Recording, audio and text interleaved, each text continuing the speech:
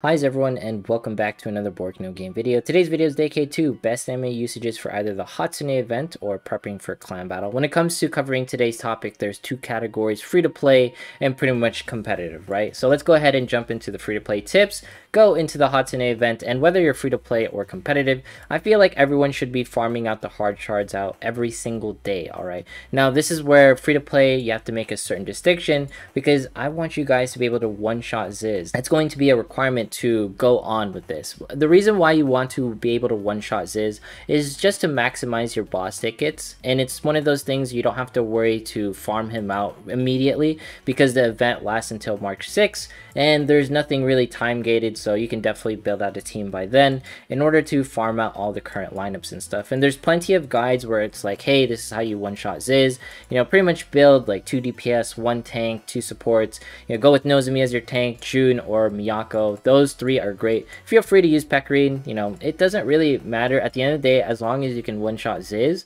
Kairi has been a fantastic DPS, by the way. That's all that matters. You can't use Kairi with Pecorine, right? Just because Kairi has a higher position than Pecorine. Once you can one-shot Ziz, go into the Hatsune event and just keep going into the Metal Gacha and keep refreshing it and keep doing draws, because this is going to be the best way for free to play to get jewels currently, you know, get divine amulets in order to get all of the different resources this is going to be providing. And once you pretty much start hitting like lineup 5+, this is where you can either make the choice of, hey, I'm going to start farming out quests, or hey, I'm pretty much going to go into Hatsune event and keep farming this out so I can get more jewels, right? Because this is going to be a consistent way, just a very stamina heavy way of acquiring jewels. Now just note there is one tip, even though as a free to play I suggest everyone at least getting 1 copy of Saren ideally. You don't have to go to 9-3 and farm her out there. Just spend a little time to get Saren to 3-star or Kokoro to 3-star as a free to play. I feel like that's like the 2 most worth it characters.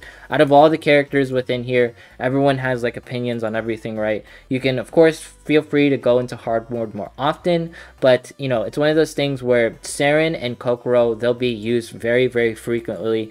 Pecorine and stuff, all the other characters, they're like icing on the cake. They will help you out. They will pretty much keep you more in the free-to-play loop to stay free-to-play, right? But Pecorine isn't as necessary as Saren and Kokoro for certain content, unless Pecorine is your only tank, or if even better, if Pecorine is your waifu. When it comes to being a competitive player, it's different advice, right? Obviously, you're going to go into the Hatsune event and do what you need to do there, but most of your stamina is going to be spent on actually building characters and stuff. And you're probably also going to be refreshing your stamina up to 3 to 6 times a day. And yeah, that's where competitive players, it's going to take a lot more work. The only reason why is because you want to be part of a clan that's top 100. You're trying to get those juicy rewards for clan battle. So it's going to be one of those things where you are just maximizing your stamina via jewels. And of course, you can definitely do polls and everything as a competitive player, like we talked about this. The priorities are completely separate.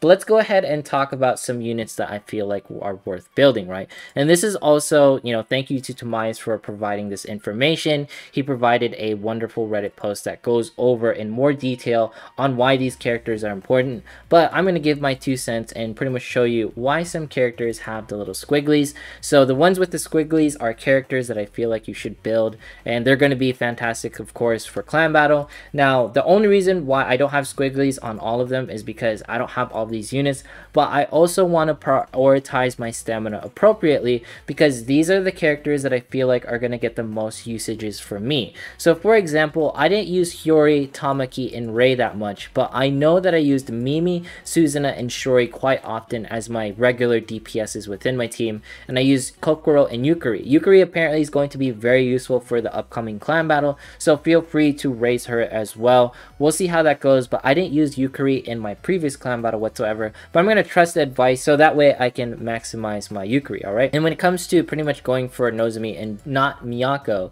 that's just going to be because June saw the most play when it comes to clan battle, so this is where my stamina resources are focused on. Of course, you know, feel free to raise all these units, but when it comes to spending your stamina and doing refreshes and everything, I feel like everyone wants to be aware of the fact that you only have a limited amount of stamina until the very next clan battle.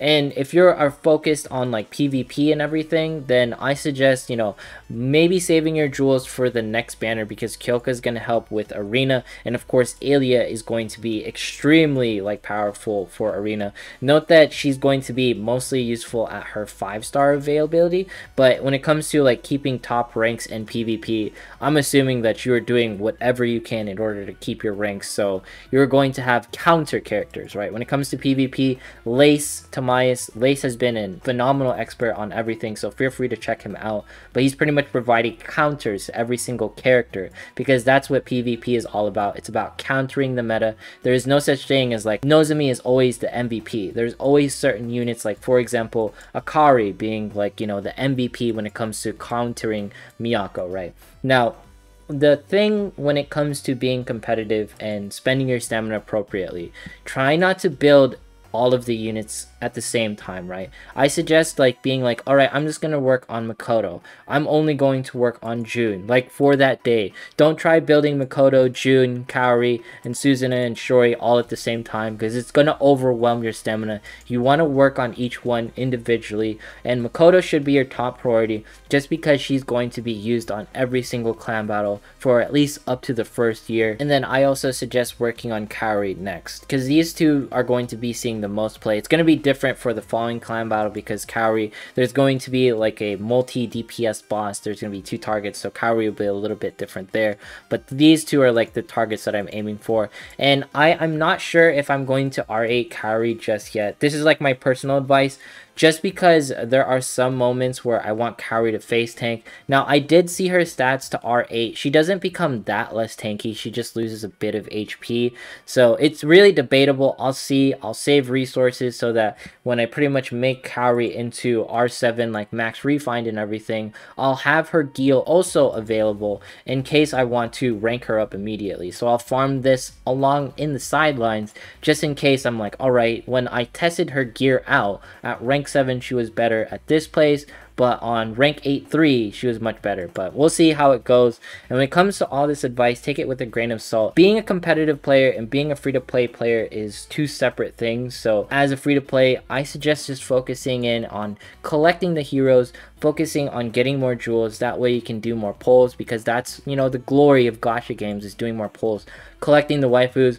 When it comes to being competitive, it's just about min-maxing your stamina and focusing on the correct units so you can be successful in clan battle and successful in PvP. And speaking of PvP, let's go ahead and jump into a bit of arena and see if we can take something out, because everything in arena has been pretty crazy as of late. Everyone's running like stall teams, and I have like no teams where I can like pretty much break them. So here is a team that looks like it's sort of doable.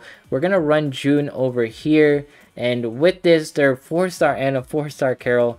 This is not going to be in my favor whatsoever. Oh my goodness. Let's go ahead and we'll run this. We'll see how it goes. I'm going to pray to the gods that we can do this. I highly doubt it. Stars really do matter in PvP, but I also don't have the units that I want to counter. I feel like this would be a perfect team to run Reno comp. The reason why I say that, if Reno was here, she could take out Anna and Monica right in the front and center, but since I don't have them, it's going to be a little bit difficult. Hopefully Anna can... No, she didn't do it. Anna sometimes pretty much implodes and kills everyone on the opponent's side's team. She wasn't able to trigger it. I don't think I can kill this Nozomi. I don't think this is going to be a run where I'm going to be set up for success. We'll see. If we can kill this Nozomi faster than Arjun can die, then we'll be okay. No, Nozomi, yeah, they got through. We're done here. It's okay. We take these with grace, I guess, but it's just one of those things. No matter what happens, if you don't have a tank, pretty much lost. So yeah, there's that. Miyako was not the play here. I think I'm pretty sure I should have run Nozomi as an opposing tank with June in comparison. So there is today's video. You know, if you made it this far, consider subscribing, dropping a like, leaving a comment. I appreciate you being here. Follow me on Twitch, follow me on Twitter. Once we hit 15k subs, we'll be doing a giveaway. Thanks so much for watching, and I'll see you in the next one.